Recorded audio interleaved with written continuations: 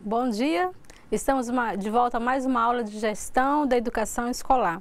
Estamos finalizando o nosso módulo, estamos aqui na unidade 5, nós vamos trabalhar hoje, após muitos debates, reflexões, após a análise que vocês fizeram aí do ambiente que vocês estão trabalhando. Então a gente vai trazer, aprofundar ainda mais a nossa reflexão. A gente está fazendo desde a primeira unidade até a unidade 5 que a gente está finalizando hoje, né? Nós vamos ter uma aula posterior, né, que é a aula de revisão, para a gente poder realizar a nossa avaliação. Então vamos dar início aqui à unidade 5. Nosso tema é gestão democrática e os trabalhadores em educação. Nós estamos em foco nessa unidade. Nós vamos nos permitir agora nos colocar em foco para a gente poder analisar qual o nosso papel nessa gestão democrática tão falada durante o nosso módulo. Os objetivos da unidade: promover a reflexão sobre o cotidiano escolar, objetivando destacar os processos de intervenção através da participação coletiva tão importante. E reconhecer o papel dos funcionários da educação na construção do processo de democracia dentro da escola. Relembrando que nós estamos dentro de um processo de eleição na nossa esfera estadual, né? Espero que vocês tenham aí procurado compreender como se dá esse processo para poder escolher a pessoa que mais se encaixa em tudo que a gente vem discutindo até agora, né? O perfil daquela pessoa que vai fortalecer essa democracia dentro da escola.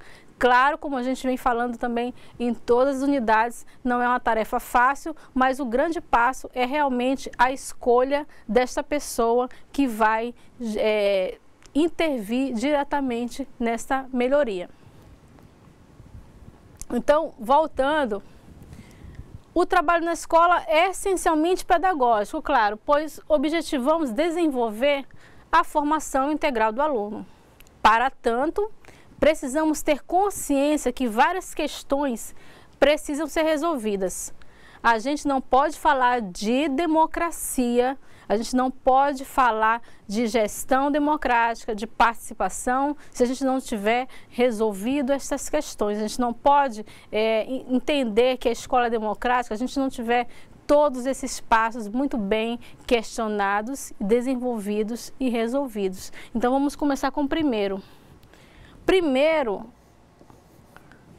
temos que ter acesso à escola garantido a todos. Isso quer dizer o seguinte: todos os alunos em idade escolar têm que ter garantido o seu direito de ir à escola, então esse acesso tem que ser garantido, tem que ser resguardado, ou seja, eu não posso estar impedido de me dirigir à escola, impedido de frequentar as aulas, por conta de ônibus, se eu moro em linha, por conta de falta de acesso, se eu não tenho um transporte, se eu não tenho como me locomover até chegar à escola. Então, esse acesso tem que ser garantido a todos. Como falar em democracia se a escola, se tem alunos que são em idade escolar e não tem garantido esse acesso? Matrículas correspondentes às vagas.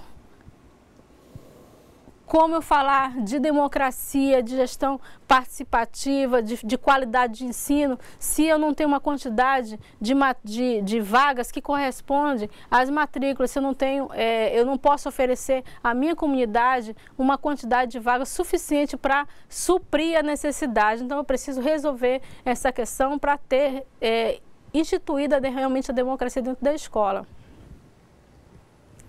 Espaço físico adequados. Então, a gente tem aí abaixo mais imagens, mais charts, espaço físico adequado, salas de aula, biblioteca, secretaria, quadra de esportes, área de lazer, horta, cozinhas, banheiros. Então, aqui a gente tem uma imagem de uma escola sucateada. Então, a professora fala o seguinte: é frequente o descaso com o ensino público, a frase que a professora coloca na lousa e pergunta o que mudou na frase, e o aluno responde nada, ou seja, não mudou nada no ensino público, né? O descaso com o ensino público, o descaso não mudou, o aluno não responde nada. E a escola que a gente almeja, a escola que a gente pretende, uma escola com espaço físico adequado, com quadra de esporte, com um refeitório digno, com o espaço para uma educação integral, isso que a gente almeja. Mas se vocês colocarem, professora Andréia, a gente não tem essa realidade, a maioria das escolas estão sucateadas, a maioria das escolas estão deixando a desejar, não só em relação ao espaço, mas questão da qualidade. Então a gente não pode ter uma escola democrática. Na verdade, a gente tem que começar a pensar a partir daí. O que eu posso fazer para melhorar esse quadro? Eu posso ter deficiências dentro da minha escola, mas eu preciso buscar a melhora, seja ela lutando pelos meus direitos, pelos direitos dos alunos enquanto lei, né, buscando o acesso da escola a todos, buscando um espaço físico adequado. Então a democracia ela só vai ser instituída se eu buscar corresponder todos esses pontos, se eu buscar suprir todas essas necessidades. Então é fundamental que o funcionário conheça esses pontos para que ele possa dizer a minha escola é democrática porque ela conseguiu suprir todas essas necessidades. Então, continuando, pessoal docente, não docente, a escola tem que ter, né, não só os professores, não só valorizar os professores, mas o pessoal que não está na docência, o pessoal que não está na sala de aula. A gente tem aqui merendeira, né, a pessoa da portaria, né, o pessoal que cuida da limpeza da escola. Então essas pessoas têm que ser valorizadas, têm que participar ativamente aí do quadro da escola, das ações, das decisões, para que a gente possa realmente ter uma escola democrática. Material didático. O material didático eles tem que ser suficiente para atender, subsidiar o trabalho dos professores, né? A gente tem aí uma suave mudança, né? Uma mudança vem gradativamente, né? Vem ampliando essa quantidade de material didático, mas sabendo que ainda não é o suficiente. Então a gente precisa ir em busca desse material didático que venha suprir, subsidiar o trabalho do professor. A gente também tem aqui uma charge em que a professora pede, escreva aí, a riqueza do Brasil está na educação.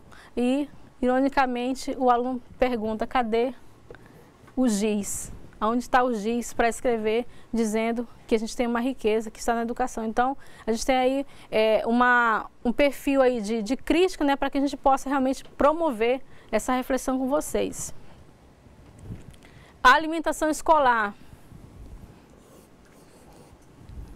Nós tivemos, claro, muitas mudanças aí no que diz respeito à aquisição de recursos pela escola, de alimentação, a merenda chegando, o recurso chegando direto para que o professor possa, né, fazer a aquisição dessa merenda, mas a gente sabe que ainda não é o ideal. A gente está em busca desse ideal para que a gente possa realmente conseguir esta qualidade e atingir essa gestão democrática.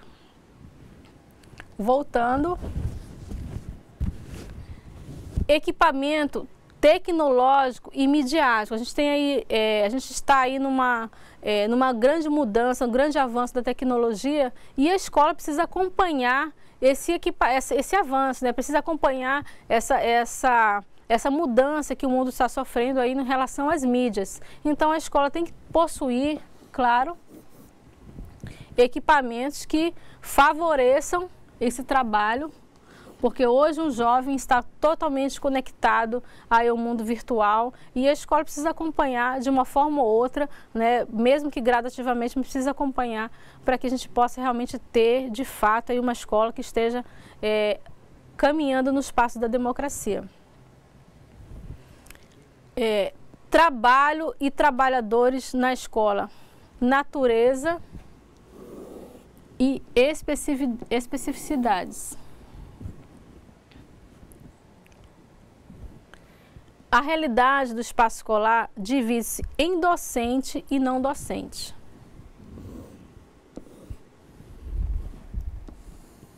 O trabalho docente envolve diferentes profissionais, tais como professores, coordenadores e diretores.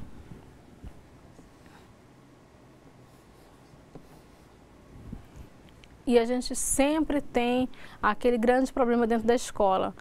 Quem é valorizado apenas, muitas vezes, é a equipe técnica e o professor. E as pessoas que não estão na docência são deixadas de lado.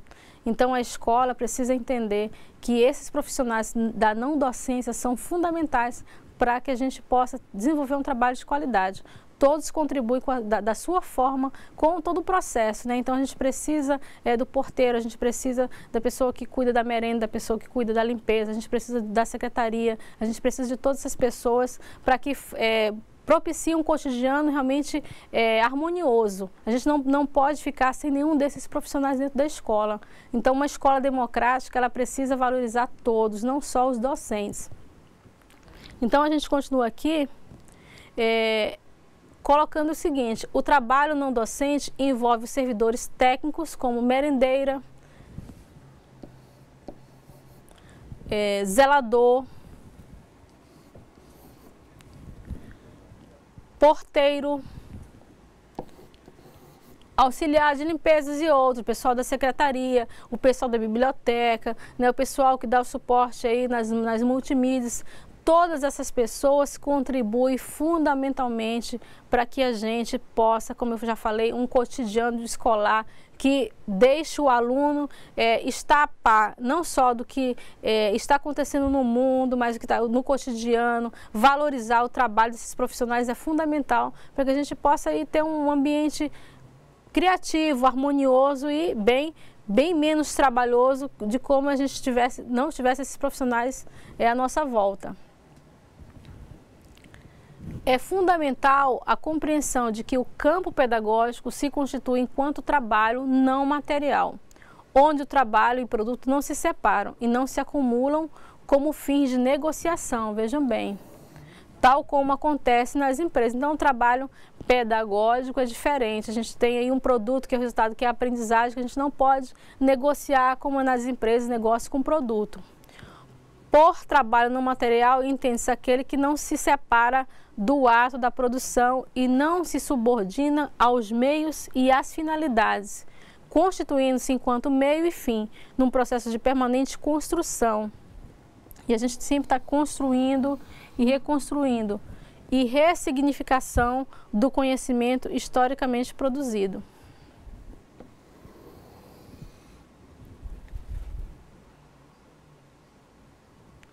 É importante que se possa garantir na escola que todos sejam responsáveis pelo processo de formação do educando.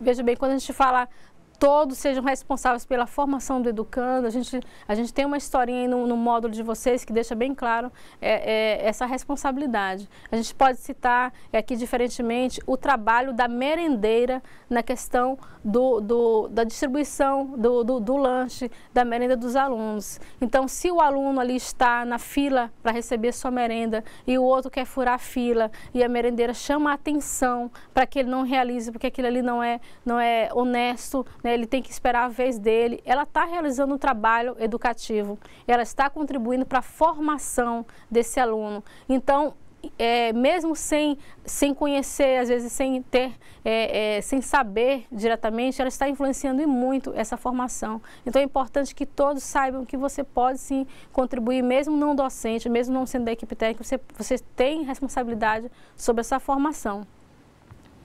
Então, peçam que vocês, é importante retomarmos a lei, né, a 2014 de 2009, para definirmos quem são esses profissionais.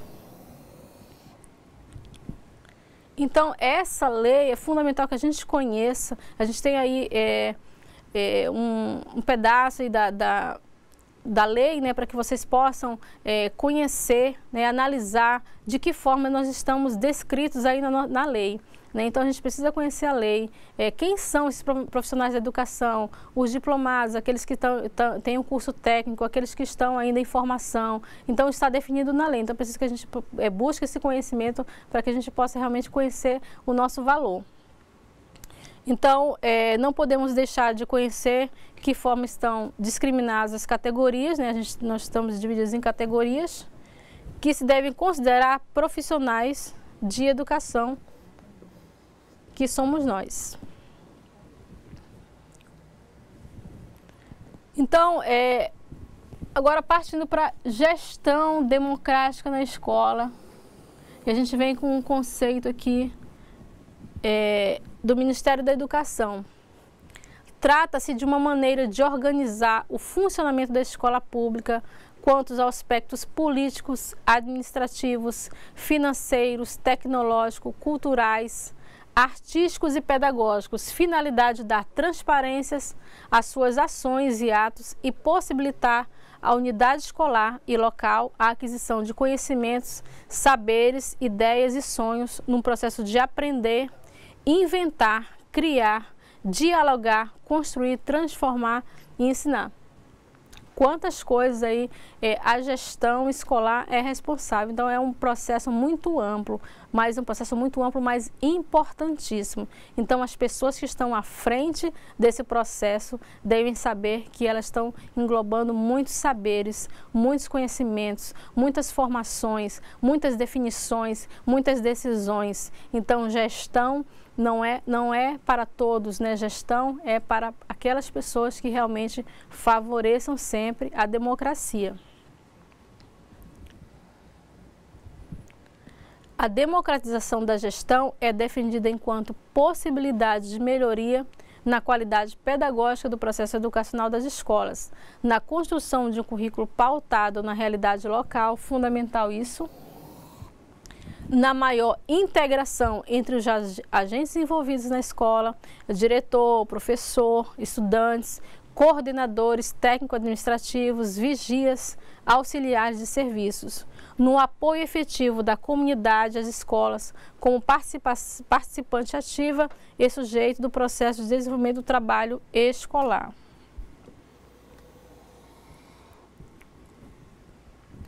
É bom que você registre no seu memorial quantas vezes você participou do conselho escolar, quantas foram as reuniões, de que forma foram essas reuniões, o que foi colocado, o que foi decidido, se o seu conselho da sua escola, ele é atuante ou não, se você conhece os membros. É importante que você faça esse registro, você faça essa reflexão, para que você possa analisar o seu ambiente. Né? A gente, como eu repito, a gente vem repetindo, estamos num processo importantíssimo para a melhoria da qualidade da nossa escola. Então, a gente precisa aí entender como está funcionando esse processo para que a gente possa intervir da melhor forma. Né? Nós temos formas de intervenção, como já discutimos aqui, conselho escolar, reuniões, projeto político-pedagógico, mas é importante que você conheça como está caminhando esse processo na sua escola e registre no seu memorial para que a gente possa construir uma forma aí mais fácil de você analisar tudo que vem acontecendo.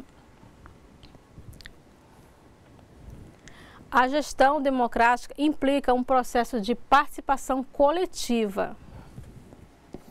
Sempre.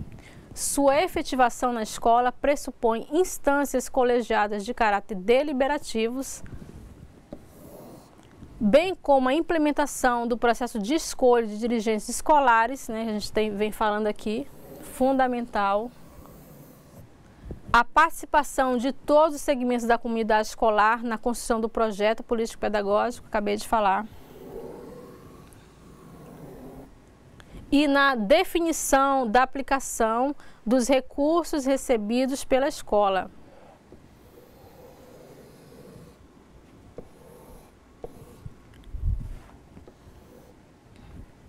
Porque eu frisei bem essa definição dos recursos recebidos pela escola. A gente tem vários recursos que a gente recebe aí trimestralmente, bimestralmente, uns anualmente, mas é preciso que a gente conheça para a gente poder opinar. né? Então, muitas vezes o funcionário sabe que a escola recebe aquele recurso, o diretor realiza determinada compra e o funcionário não concorda, acha desnecessário, ou às vezes um funcionário acha que seria melhor usado em determinada questão, mas não sabe que tipo de recursos são esses. É importante que você conheça quais são esses recursos, que você conheça de que forma você pode participar, que através do conselho escolar, se você quer fazer parte, deve fazer parte, então para que possa realmente contribuir nessa melhoria. Então a gente só pode criticar se a gente poder tomar alguma atitude a respeito. Então a gente fica criticando às vezes, não sabe, né, como se processa, como é o processo, a gente precisa intervir para que a gente tenha um retorno aí melhor para a nossa comunidade.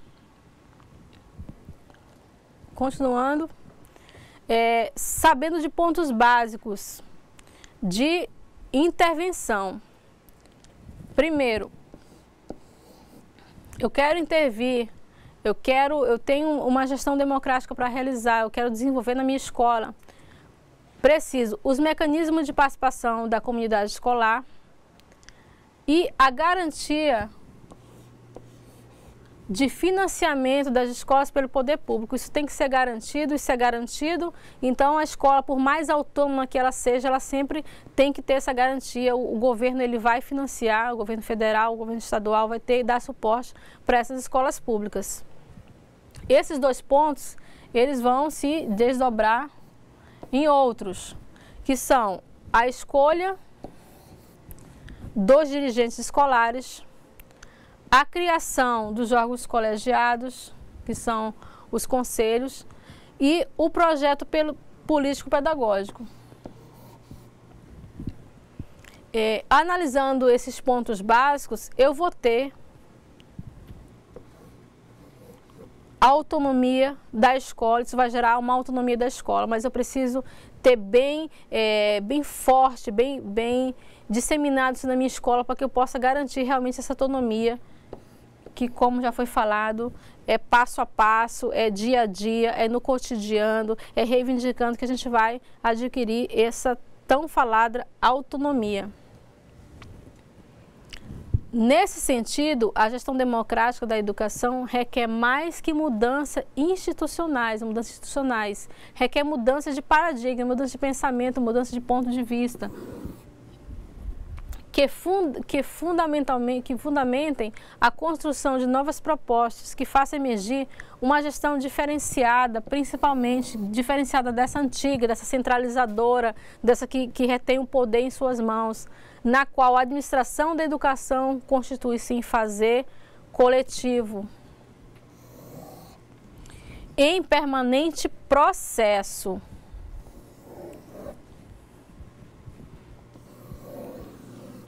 Não é do dia para a noite, a gente vai estar sempre renovando, sempre aprendendo, sempre construindo.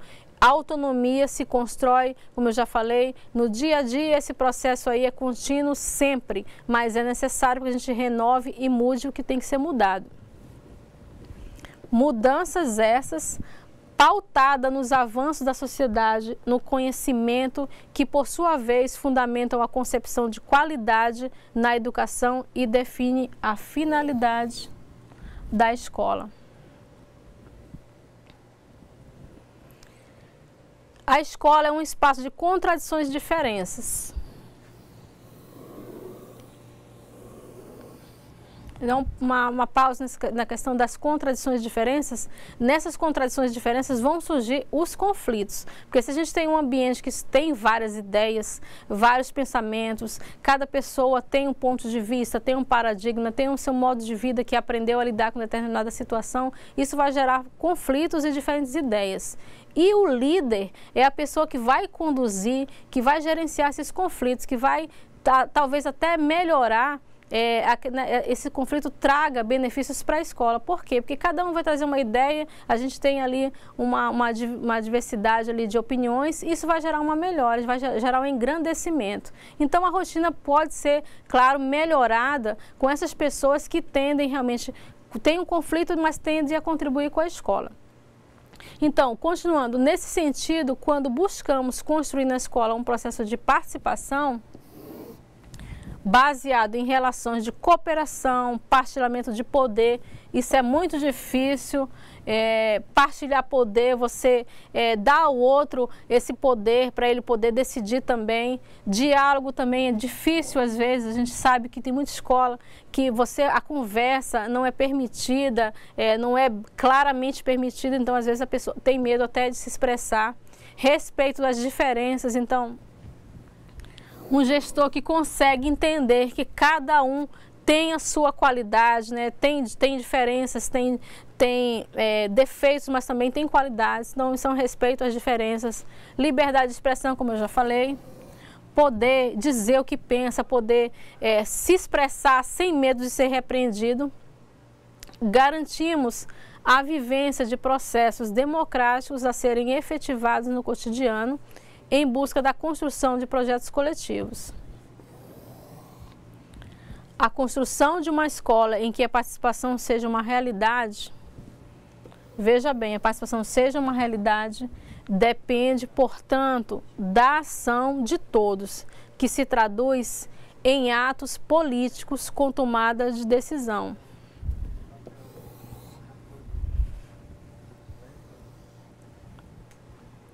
Veja bem, a gente tocou em pontos aí que em escola muitas vezes é difícil você se expressar sem medo de ser repreendido. Às vezes as pessoas realizam uma reunião, os funcionários ficam temerosos de expressar sua opinião, com medo de ter alguma represária, de ter um comprometimento aí da sua liberdade. Então o diálogo fica comprometido. A liberdade de poder opinar comprometida.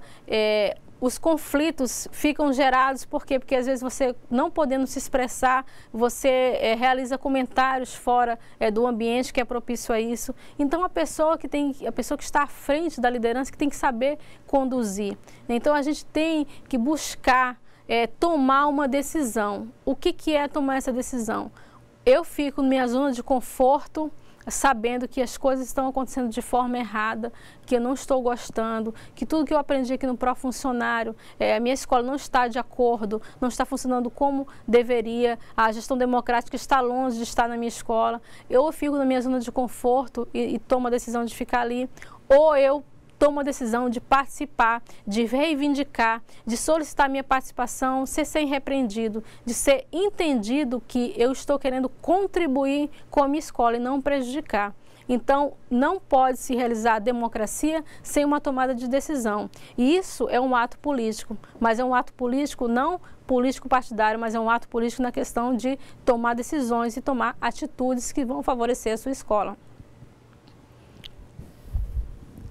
Então, a gente trouxe aqui uma mensagem aqui para a nossa reflexão de Paulo Freire, nosso grande educador, que diz o seguinte: é preciso diminuir a distância entre o que se diz e o que se faz, até que num dado momento a tua fala seja a tua prática.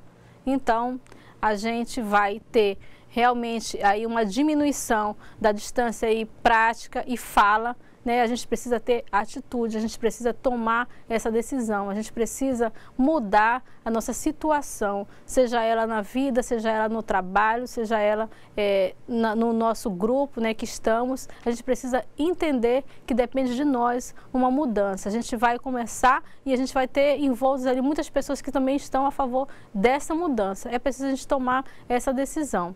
Então, essa disciplina propõe reflexão, propõe tomadas de decisão, propõe mudanças dentro do cotidiano escolar, propõe uma gestão democrática, propõe uma escolha de dirigentes mais que favoreçam a participação, propõe uma elaboração de novos conceitos, de novos paradigmas. A gente está aqui para mudar o nosso ambiente escolar, para promover essa qualidade. Então, deixo aqui um grande abraço a todos, até a nossa aula de revisão, para a gente poder realizar uma avaliação com qualidade, e espero que vocês tenham gostado da disciplina, e estamos aqui para tirar ainda dúvidas aí futuramente, e que estamos aqui no chat para também ter a correção das atividades e retornar. Um grande abraço a todos, até a próxima aula.